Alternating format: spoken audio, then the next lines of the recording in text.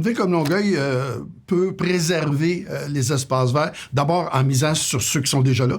Il y a quand même une grande diversité d'espaces verts, dépendamment des secteurs, dépendamment des époques d'urbanisation. Donc, il y a déjà un acquis sur lequel on peut tabler. Il y a aussi, évidemment, un parc régional qui est un acquis de taille à l'échelle de l'agglomération. Mais on peut aussi transformer ces espaces-là, les rendre plus aptes à supporter une plus grande diversité, autant pour la faune que pour la flore.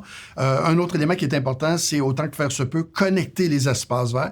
Donc, le réseau actuellement est un réseau dispersé, c'est un réseau qui est déconnecté. Ce qu'il faut, c'est trouver des moyens par toutes sortes d'aménagements, soit de création de nouveaux corridors verts, soit la transformation de l'aménagement des rues. Donc, d'interconnecter ces espaces-là, parce qu'on sait effectivement qu'un réseau connecté est beaucoup plus performant du point de vue de la biodiversité. Et la biodiversité, quand elle est bien assumée, elle peut très bien cohabiter avec des vocations plus traditionnelles de sport, de loisirs et autres types d'usages des espaces verts existants.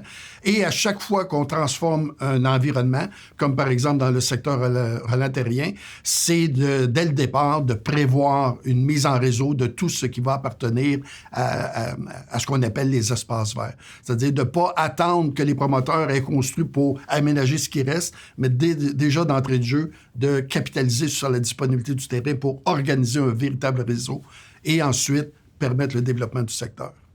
Et l'autre élément qui est important quand on pense à réseau vert, c'est de ne pas se limiter au découpage administratif.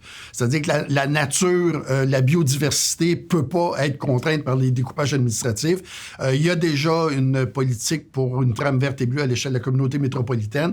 Et donc, il faut que les espaces de Longueuil se rattachent à cette trame-là, apportent une contribution à cette trame-là. Et donc, il faut qu'on interconnecte les espaces verts de la ville de Longueuil avec les espaces verts de l'agglomération de Longueuil et tout ça avec les espaces verts et bleus de l'ensemble de la communauté métropolitaine.